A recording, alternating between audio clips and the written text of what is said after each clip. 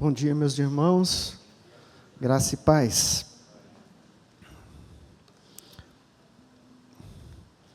Abra sua Bíblia, por favor, no livro de Hebreus, capítulo 6. Vamos dar sequência hoje a partir do versículo 13. Leremos do 13 ao 20. Você crê que Deus tem uma palavra para o seu coração hoje? Então mantenha sua mente cativa a Cristo neste momento.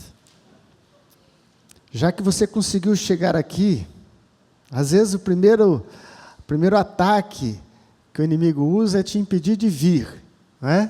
Com várias coisas que podem acontecer e etc, etc.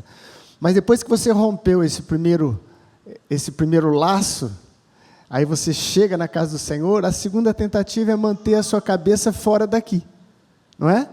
Aí você se torna aquele famoso crente girafa. O corpo está dentro, mas a cabeça está fora, né? E se sua cabeça ficar fora, você não recebe. Porque a palavra de Deus vai passar pelo processo mental, onde você absorve aquilo que você está sendo ensinado. Portanto, quando distrair por algum motivo, preste atenção nisso. Às vezes é uma criança, às vezes não é questão de proposital. Uma criança que chora, uma criança que fala, um irmão que faz algum gesto diferente, não é? Isso rouba a nossa atenção, é natural. O que não pode é você deixar que isso permaneça. O robô saiu um pouquinho, ei, volta de novo. Volta de novo. Em nome de Jesus. Hebreus capítulo 6. Versículo de número 13 em diante diz assim: quando Deus fez a sua promessa a Abraão, por não haver ninguém superior por quem jurar, jurou por si mesmo, dizendo: esteja certo de que o abençoarei, e farei numerosos os seus descendentes. E foi assim que, depois de esperar pacientemente, Abraão alcançou a promessa. Os homens juram por alguém superior a si mesmos, e o juramento confirma o que foi dito, pondo fim a toda discussão.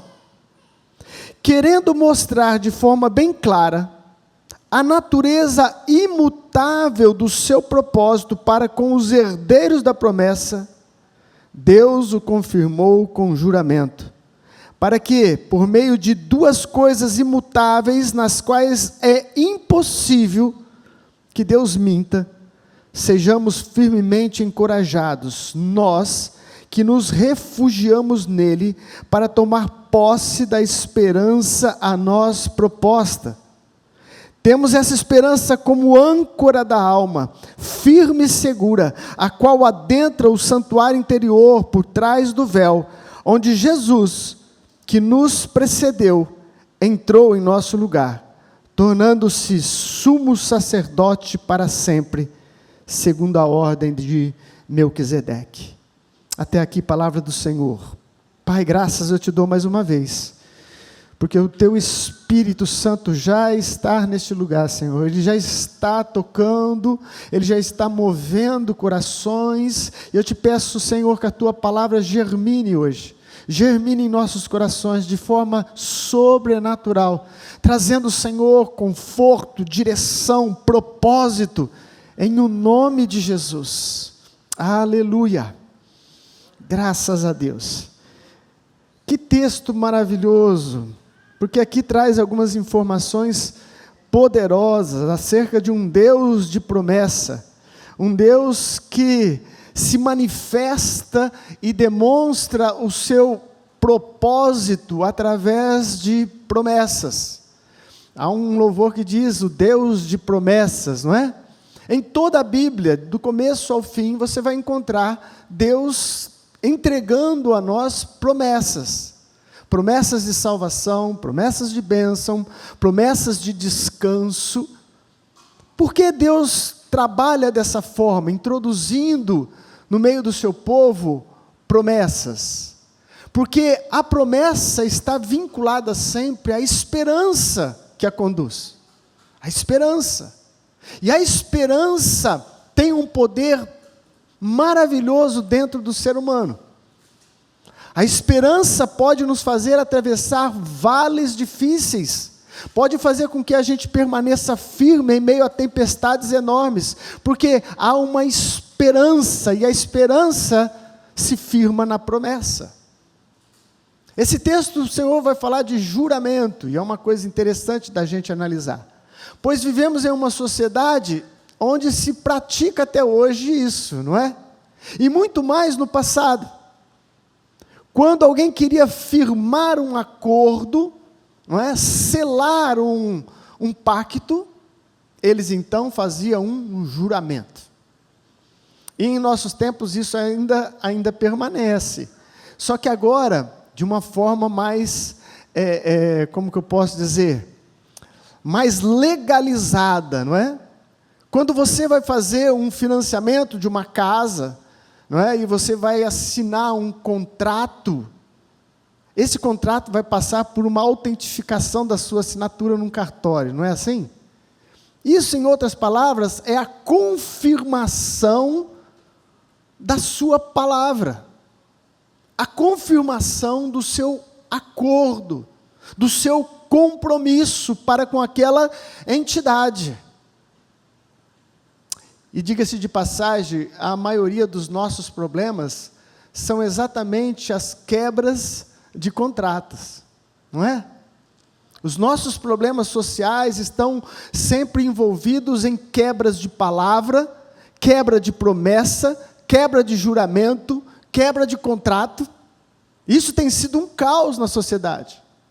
Casamento, a maioria que fracassa no casamento é porque alguém quebrou o quê? Um juramento, feito no altar muitas vezes. E eu tenho até um pouco de receio nos tempos modernos de colocar aqueles juramentos todos que tem numa cerimônia de casamento, visto que vivemos em uma sociedade onde se não tem muito compromisso com o que se promete, não tem muito compromisso com o que se diz, e eu acho que fica aquele peso, não é? No casamento, aquele juramento antigo, juro ser fiel a você, na pobreza, na riqueza, na saúde, na doença, e aí vai, né? Nem me lembro de todas as frases dele, mas é um juramento feito.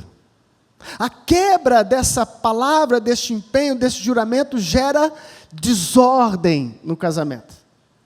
A quebra do seu contrato financeiro gera desordem financeira.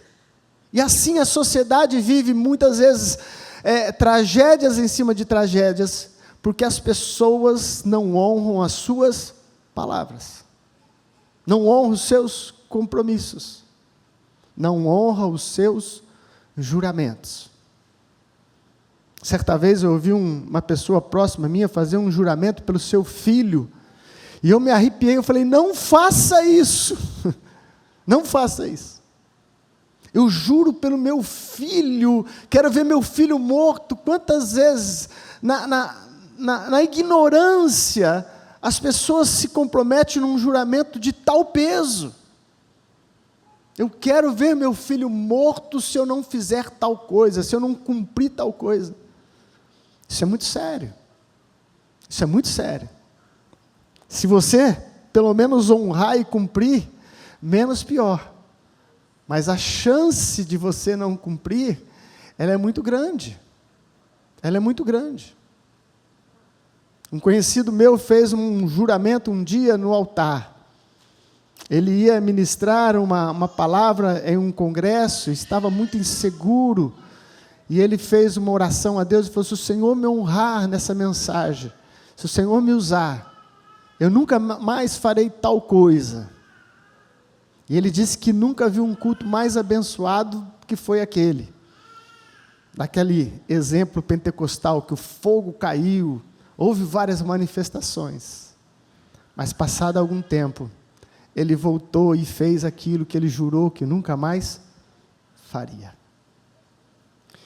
Mas aqui nesse texto nós temos uma passagem maravilhosa, onde vai relatar um juramento divino.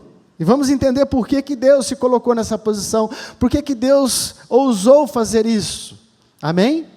O autor de Hebreus aqui, nessa parte, eu tenho a impressão que ele está trabalhando como um advogado, trazendo uma prova contundente acerca da necessidade de permanecer em Cristo. Então, ao meu ver, eu dividi em 3 partes. A primeira vai falar de uma prova histórica, que vai do versículo 13 ao 15.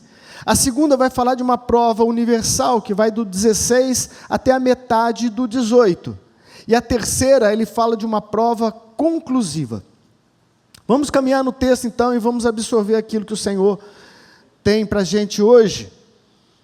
Versículo de número 13 ao 15. Vamos reler ele, que fala de uma prova histórica. Por quê? Porque ele vai trazer à memória a história de Abraão. Quando Deus fez a sua promessa a Abraão, por não haver ninguém superior por quem jurar, jurou por si mesmo, dizendo: esteja certo de que o abençoarei e farei numerosos os seus descendentes. E foi assim que, depois de esperar pacientemente, Abraão alcançou a promessa. Então, para começar a apresentar a sua defesa, ele levanta uma prova histórica para a igreja dos hebreus, para o povo cristão que estava ali, dizendo: olha, no passado, Deus fez dessa forma com Abraão. Ele puxa a memória deles e vai levantar este personagem histórico e fantástico que foi Abraão. Muitos são os textos, amados, do Novo Testamento, em que você encontra Paulo, Pedro, João, e entre outros, citando Abraão. A história de Abraão é tão conhecida que todos nós temos, assim, boa parte registrada em nossa memória, porque ela é falada com muita intensidade dentro da igreja. Mas não é à toa, porque este homem trouxe um marco na história. Este homem causou coisas fenomenais na história do povo hebreu e na história mundial. Mundial. Através da obediência deste homem, Deus fez maravilhas. E é por isso que no versículo 12, que nós estudamos no culto passado, ele desafia os hebreus a imitarem os pais da fé. Portanto, imitar a Abraão seria absorvermos os pontos positivos da vida deste homem e colocarmos em prática, porque assim como Abraão venceu, nós venceremos se estiver nos mesmos passos que Abraão. Ora, a história de Abraão, ela é comum para todos nós.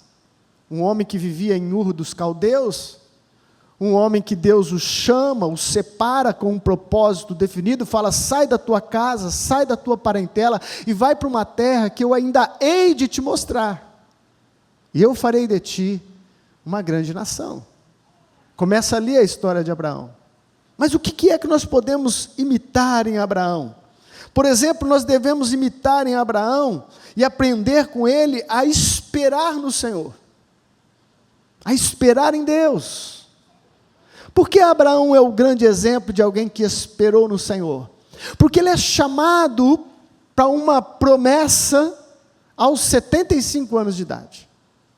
Já um senhor, muito embora eles viviam lá cerca de 120 anos, mais ou menos nessa época, mas 75 já era uma idade avançada. E a grande promessa que o Senhor coloca no coração dele é que dele sairia uma grande nação. Mas a sua mulher era estéril, não tinha nenhum filho, ele não tinha nenhum filho. E a Bíblia diz que com o passar deste tempo, que foi de 25 anos, além dela ser estéril, ela deixou de ter o costume das mulheres, ela entrou num processo de menopausa, humanamente falando, impossível de gerar.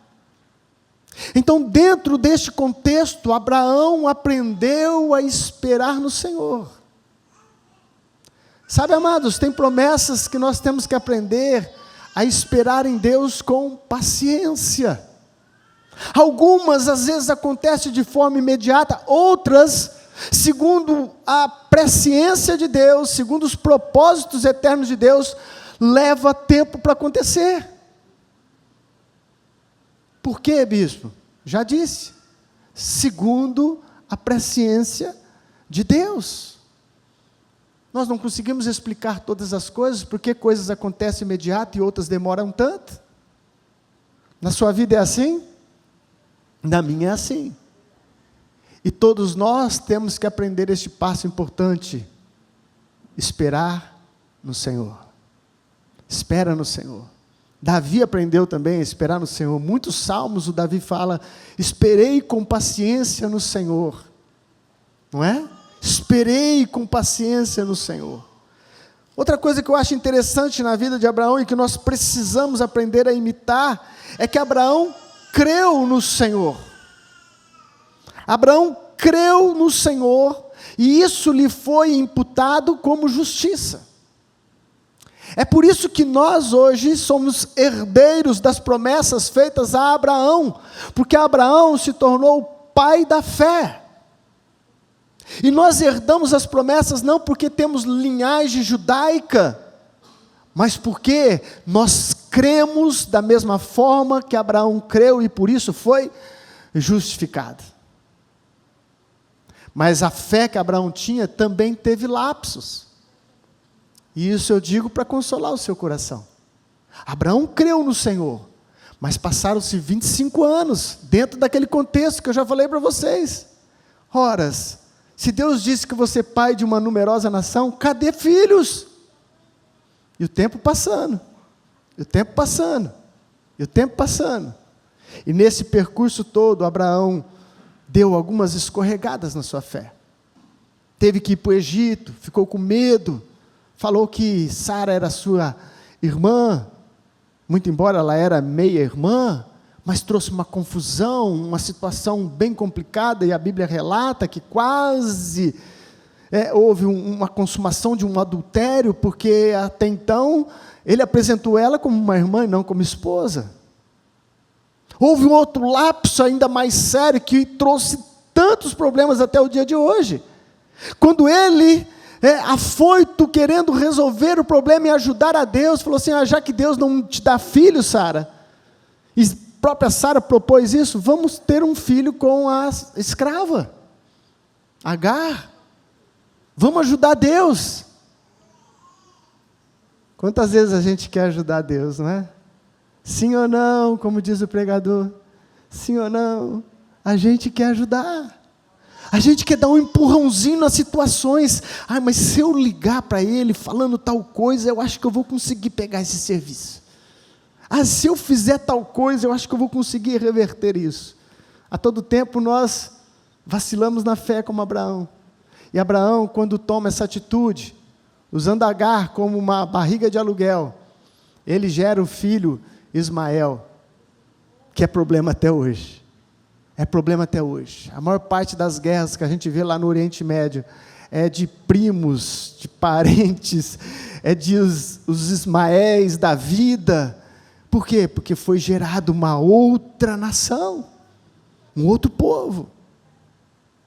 Por quê? Porque Abraão vacilou na fé, mas permaneceu crendo no Senhor. Você pode às vezes dar uma escorregada, mas tem que se erguer novamente, focar a sua visão certa e permanecer crendo no Senhor. Amém? Abraão é exemplo também, quando aprendemos através dele, que ele esperou o tempo certo, apesar desses deslizes. Por quê? Porque depois de 25 anos, Deus deu a ele Isaac. Mas olha como Deus faz as coisas, é incompreensível muitas vezes. Isaac se casa também, e a sua mulher também não gera filhos. Ele foi ter o primeiro filho com 62 anos. Ele foi ter o primeiro neto depois que o seu filho já tinha 62 anos de casamento. Olha, isso é para provar mesmo, não é? Isso é para provar mesmo. E mesmo assim, ele permaneceu crendo na promessa de Deus. Vamos imitar Abraão, porque ele alcançou as promessas de Deus, porque ele desfrutou, e hoje tudo que há, boa parte, é resultado das promessas que Deus deu a Abraão. Através de ti, através da tua descendência, todo mundo será abençoado. Essa promessa se cumpriu em Cristo Jesus, porque Jesus é descendente de Abraão. Portanto, o descendente de Abraão trouxe salvação e bênção para todo mundo. Essa era a promessa que Deus tinha feito com Abraão. E para terminar, olha que coisa interessante nesse processo de aprendermos com Abraão, e eu nunca tinha reparado nisso até então. Quando você vai lá no capítulo 22, né, que ele está narrando sobre o capítulo 22, que é aquele episódio que ele leva Isaac para ser oferecido, tal, quando termina toda aquela história que eu já vou falar aqui, tem um relato ali de 3 versículos. Um mensageiro, olha que coisa, um mensageiro chega trazendo uma notícia do irmão de Abraão, chamado Naor. Resumindo esses versículos, ele diz assim, olha, Naor, foi abençoado e teve 12 filhos. Abraão já está numa luta, naquele processo de esperar no Senhor, aí vem um mensageiro e traz uma notícia, mas seu irmão já teve 12 filhos. Nós temos que imitar Abraão, que, não vendo a promessa acontecer, contempla a promessa acontecendo na vida dos outros e não tem inveja. Alô? E não tem inveja. O seu irmão, que talvez nem crente era, já teve 12 filhos, e Abraão na fé, Abraão lutando, Abraão perseverando, custou para chegar o Isaac da vida. O Isaac da vida. E quantas vezes, amados, em nossas agonias, nós falamos o mesmo, não é? Nossa, mas eu sou crente no Senhor, nossa, mas eu dou estudo, mas e o fulano de tal que não faz nada, parece que está 1000 maravilhas. Às vezes só parece, viu gente? Nas redes sociais tudo parece 1000 maravilhas, tudo parece 1000 maravilhas. Mas na realidade, às vezes as coisas são diferentes. E aqui agora eu completo essa parte dessa prova histórica, trazendo uma preciosidade aqui. Esse texto que ele cita, que Deus fez o juramento, ele acontece em Gênesis 22, logo após aquele fato extraordinário que foi a proposta que Deus fez a Abraão dele sacrificar Isaac. Lembra da história? Vou refrescar a sua memória. Deus fala com Abraão e fala, Abraão, pega Isaac, vai no monte que eu vou te mostrar, e lá você sacrifica o menino em holocausto a mim. Abraão não titubeou, Abraão não falou, mas Senhor, nada. Abraão disse, sim Senhor. E provavelmente ele não falou nada para Sara, porque senão quem ia ser sacrificado era ele, não é? Já pensou se ele conta para Sara? Sara vai, quem vai morrer aqui é você, velho. Você está doido da cabeça? Provavelmente ele não contou. Pegou os servos, pegou o menino, e na verdade ele deve ter falado o que ele falou para os servos, vamos ao monte sacrificar.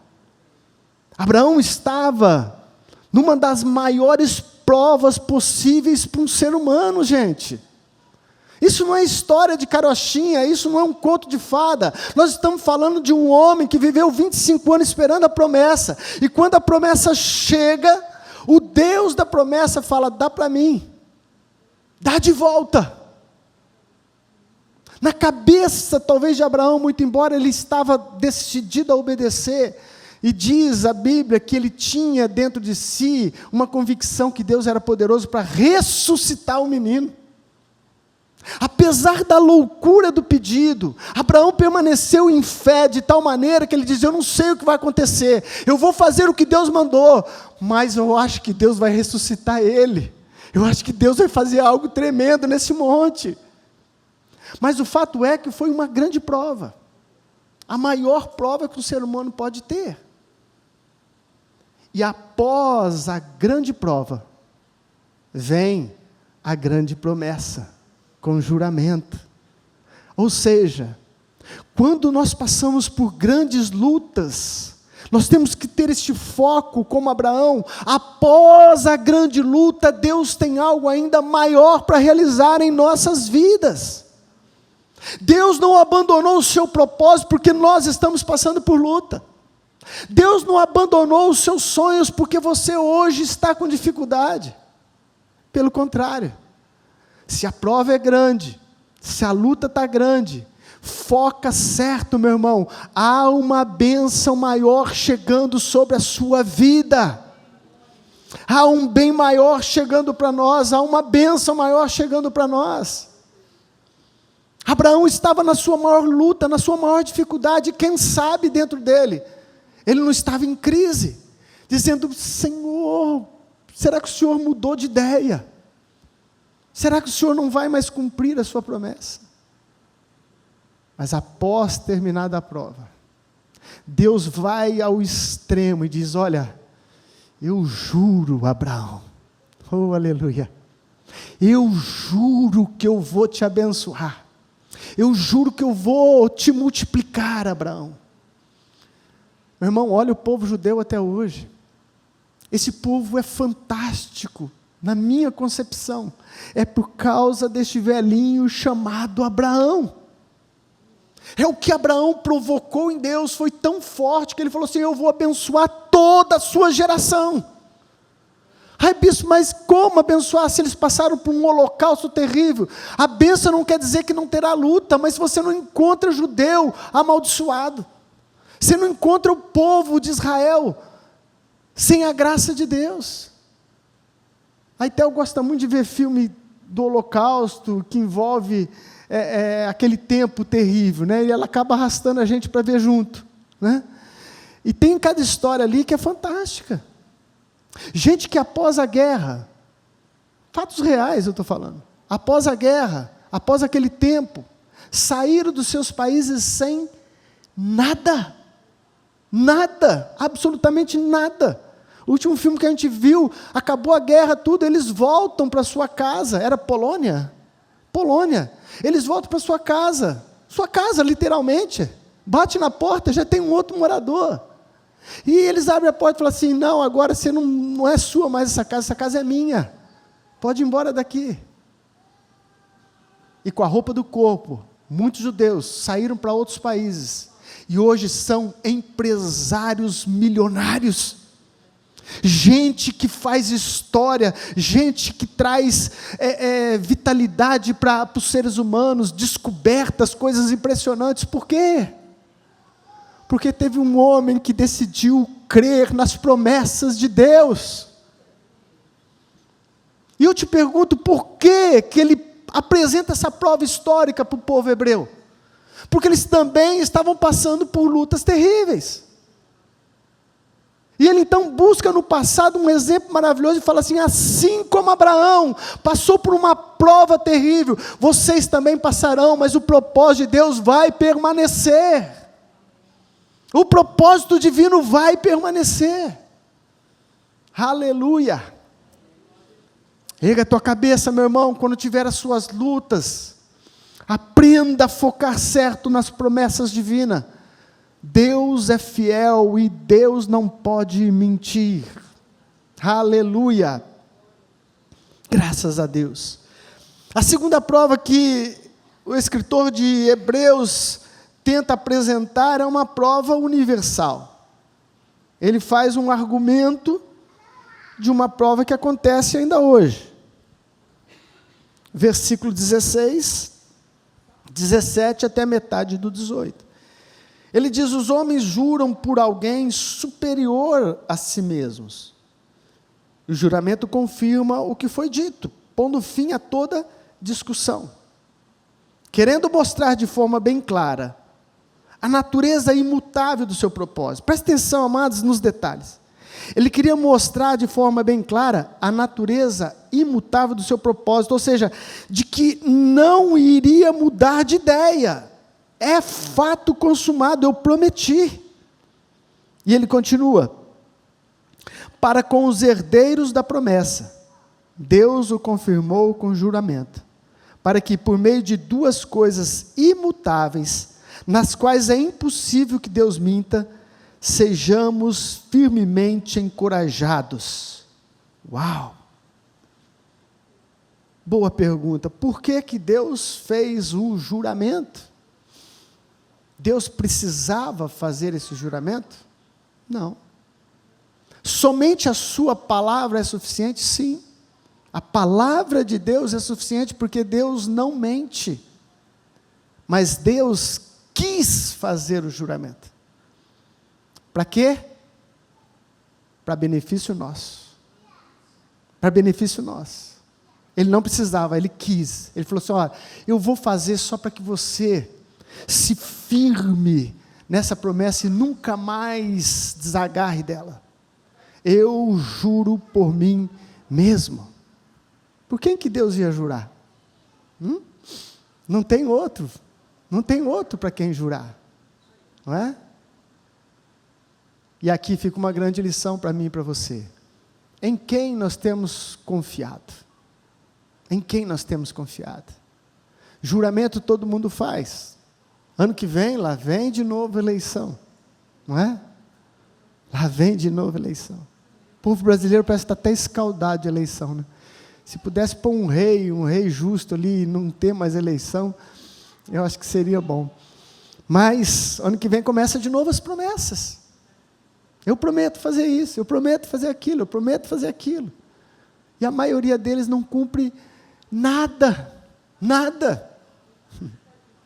Mas nós temos um Deus que também promete. E aí sim, Ele não pode mentir.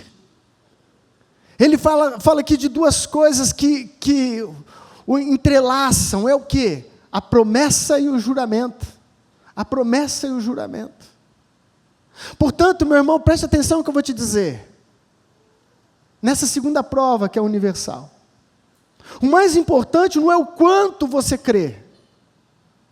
O mais importante é em quem você está crendo. Em quem está a nossa confiança? Eu tenho muita fé, eu tenho pouca fé. Eu sei que a fé tem um papel importantíssimo em nossas vidas diárias. Mas o que você e eu temos que entender é em quem você está acreditando. Em quem? Porque as promessas vêm daquele que não pode mentir. Eu creio em Jesus Cristo, Senhor. Aleluia. Como é gostoso a gente falar assim para as pessoas: eu creio em tal coisa. E fala assim: mas por que você acredita nisso? Eu acredito porque Jesus Cristo disse que aconteceria. Aí as pessoas ficam olhando para a gente e falam assim: como? É isso mesmo. Por que eu acredito nos fins dos tempos e que haverá novos céus e nova terra, que são fatos ainda que nem a própria ciência consegue chegar perto? Eu falei: eu acredito porque o meu Senhor disse que assim será. Assim será. Está registrado na sua palavra. E por que a gente titubeia tanto? Por que a gente ainda não se firma como deveria? Porque existem outras promessas para a minha vida e para a sua. Entre elas, uma que eu sempre me agarro quando eu estou passando por lutas. O Senhor Jesus disse: eis que estarei convosco todos os dias, até a consumação dos séculos. Ele está contigo, meu irmão. Ele está contigo. O apóstolo Paulo, nessa visão, fala assim: se Deus é por nós, quem será contra nós? Esse quem será contra nós não é que não terão pessoas contra. Ele está colocando em proporção de grandeza. Se eu tenho Deus por mim, quem é que se compara a Ele? Quem será contra mim? Aleluia. Se agarre nas promessas, confie naquele que deu a promessa, o nosso Deus que não pode mentir. Aleluia. E depois ele completa, numa terceira prova, como se ele estivesse diante de um tribunal. Então ele apresenta a prova derradeira, a prova conclusiva, com a intenção de que o povo hebreu, a igreja dos hebreus, voltassem de novo para Cristo. Este é o propósito. Volte à vossa fé, vosso proceder, volte para Cristo. Não volte para o Antigo Testamento, não volte para o judaísmo, permaneça firme em Cristo. E aí então, ele apresenta 3 ilustrações, que eu gostei demais. Na metade do versículo 18, ele diz assim: nós que nos refugiamos nele para tomar posse da herança a nós propostas. Na NVI traz dessa forma: nós que nos refugiamos nele. Está correto, sim, porque na verdade nós nos refugiamos em Cristo. Mas acabou perdendo um pouco da beleza do que o autor estava mostrando, porque nas versões Almeida Revista diz assim: nós que corremos para o refúgio. Nós que corremos para o refúgio.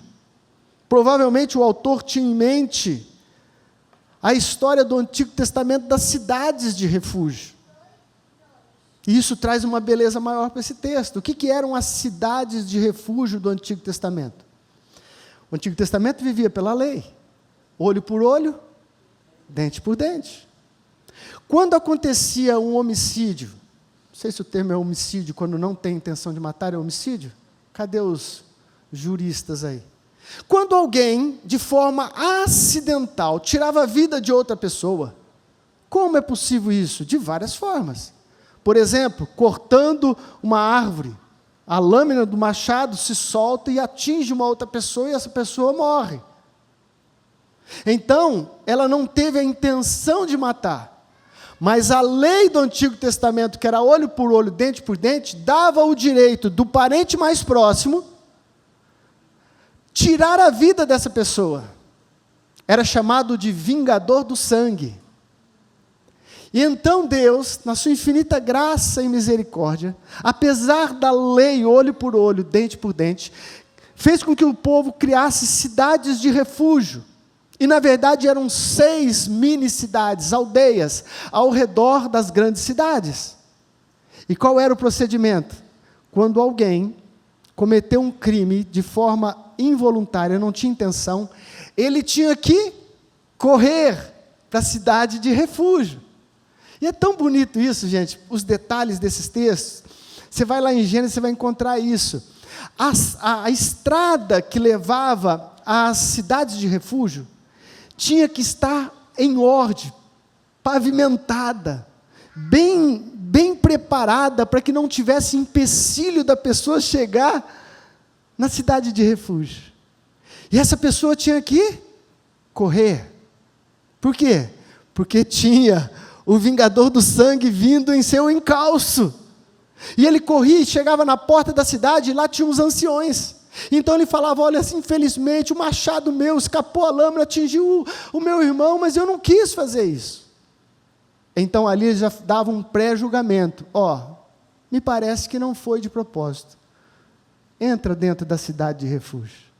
A partir desse momento que eles entravam dentro da cidade, o vingador não podia mais tocá-los. Olha que ilustração maravilhosa. E o autor aqui está dizendo: nós também nos refugiamos no nosso Senhor Jesus Cristo. Há um refúgio para o seu povo, na pessoa do nosso Senhor Jesus Cristo. Várias coisas do Antigo Testamento eram figuras de Cristo, e nós temos este refúgio garantido. O vingador do sangue não nos toca, aleluia, porque se pudesse tocar, todos nós temos dívidas para ser pagas, todos nós deveríamos pagar com vida, mas por causa dele, nós hoje estamos protegidos, aleluia. Segunda coisa que ele fala, e agora uma outra figura de linguagem, ele fala: olha, como uma âncora da alma. A nossa esperança é como uma âncora da alma. Todo mundo sabe o que é uma âncora? Âncora é um instrumento que há num navio, um peso enorme de ferro, amarrado geralmente a uma corrente, que é lançada até o fundo do mar, para dar estabilidade ao barco. A âncora da nossa alma, a esperança nossa, Ele usa esse termo, essa figura, por quê? Porque tem muito a ver. Qual era uma das funções da âncora em navegações antigas, principalmente, que não tinha motor, não é? Hoje nós temos navios aí com motores potentes, capazes de romper uma tempestade. Mas naquele tempo, as embarcações eram movidas a vento, ok? Então, quando vinha uma tempestade em meio ao mar, eles baixavam as velas, porque senão eles iam ser levados a qualquer direção, inclusive a rochas. Então eles baixavam as velas e lançavam a âncora. Portanto, a âncora era a firmeza para vencer a tempestade. E ele está dizendo, nós temos uma âncora da alma, é a esperança nas promessas de Deus. Porque quando a esperança na promessa, a confiança na promessa continua firme dentro da gente, nós vamos passar pelas tempestades, nós vamos vencê-las, porque há uma esperança da promessa como âncora da alma. Aleluia!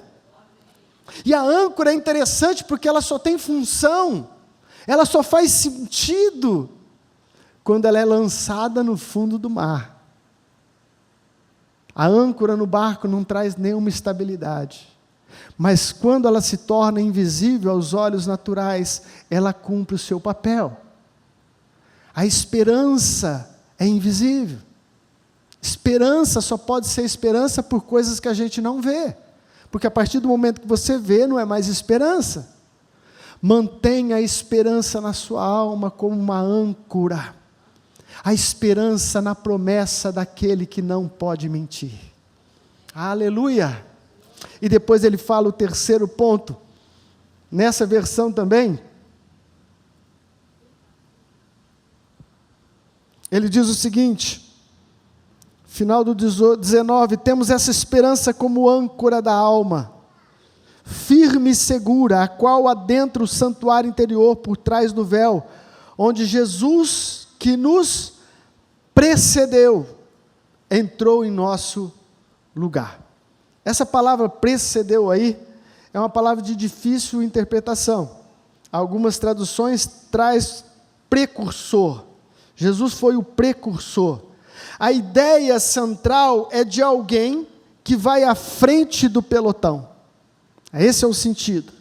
Ele está dizendo, olha, Jesus, ele foi à frente do pelotão de guerra. Jesus é o nosso precursor, ele já preparou o caminho, ele já antecipou a nossa ida. E tudo isso ele está falando para quê? Para confortar o coração daqueles que estavam passando por lutas. E para colocar dentro deles uma esperança viva. Jesus Cristo, o nosso capitão, já foi à frente do pelotão, e chegou no lugar que nós chegaremos, o caminho já está aberto, ele já entrou no Santo dos Santos uma vez por todas. E ali ele exerce a maior função, que é de sacerdócio. Ele intercede por mim e por você. Ele está lutando por mim e por você. Oh, meu irmão, isso tem que trazer consolo para o nosso coração. Ah, Jesus Cristo intercede por mim. Eu não vou parar no meio do caminho. Eu não vou desistir da minha jornada. Eu tenho o meu Senhor que já chegou e garante para mim que eu também chegarei em nome dEle. Eu também chegarei em nome dEle. E com isso, então, ele traz umas provas contundentes, a fim de levantar o povo hebreu que estava desanimado pelas perseguições. E nós, amados, hoje, como é que está o nosso coração? Cada um tem os seus embates, cada um tem os seus desafios, cada um tem as suas lutas pessoais, e em todas elas, nós temos promessas de Deus para nós. O que nós precisamos é aprender a imitar o pai da fé, Abraão, e com paciência herdarmos as promessas de Deus. Com paciência, com longanimidade, conforme diz algumas traduções. Porque Deus não mente.